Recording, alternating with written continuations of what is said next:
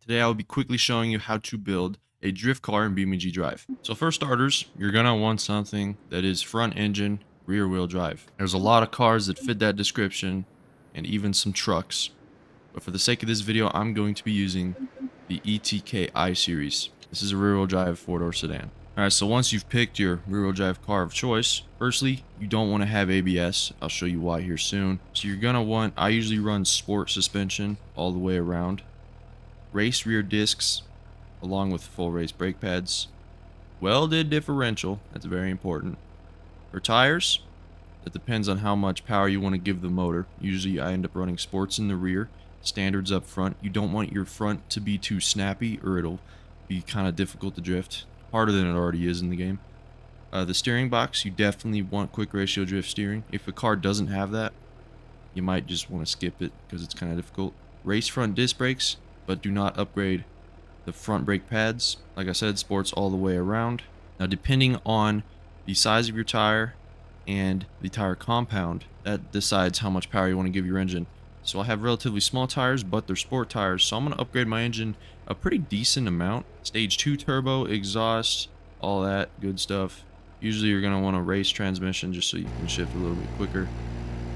Make sure your transfer case is rear wheel drive, flywheel doesn't matter much. But for functionality, that's really all you need right there. In tuning, you're going to want to give a higher RPM limit so your gears can be a little more fluid and you won't have to play with them as much. Of course, you can give your front tires a little more camber.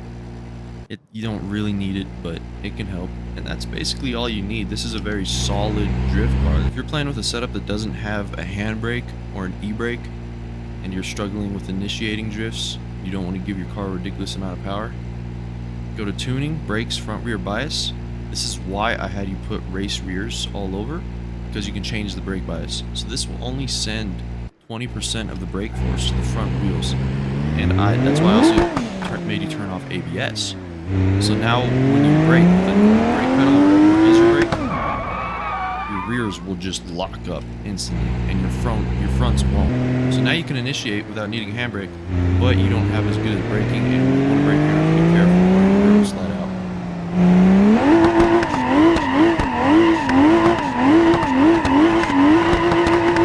out. One other thing you might want to play with is weight distribution. So the more weight you have on your rear wheels, the harder it is to initiate, and the less weight you have in the rear wheels, the easier your rear end is just going to slide out when sometimes you don't want it to.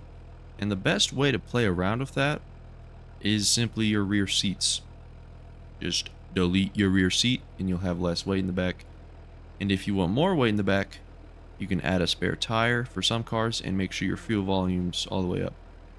And vice versa goes for if you want less weight.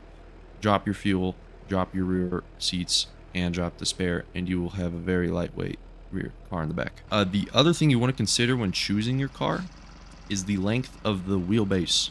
The longer the wheelbase, the easier it will be for you to react to your car's changing of direction, angle, grip. Everything will be easier the longer your wheelbase is, generally speaking. So this car is going to be a little bit more difficult because the wheelbase is very short. But if we go over to something like my favorite drift car, which is the Blue Buck, look at how long of a wheelbase that is. That's going to make it a lot easier for you to handle and control your car. So for the basics of a build, that's all. That's completely done. This car is ready to go. Just for the sake of video, I'm going to choose a different rear-wheel drive car and do the same thing, and also make it look like a drift car, I guess you could say. Nothing's better for that than a S chassis.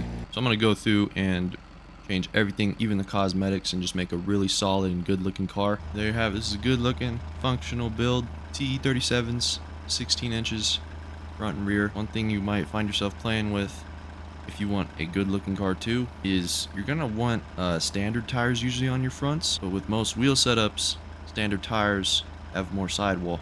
So your front tires are gonna look big as shit and your rear tires aren't, because they're gonna be sports. That's just something you're gonna have to deal with unless you're gonna want to suffer through having grippy front tires. In my experience, grippy front tires really just kind of, they tell the car what to do way too much, and it's just not very flowy. It just doesn't feel good. But anyways, I hope you enjoyed this video. Make sure to let me know if you have any suggestions for how to build a good drift car down in the comments below. Other than that, make sure to like, subscribe. Have a good one.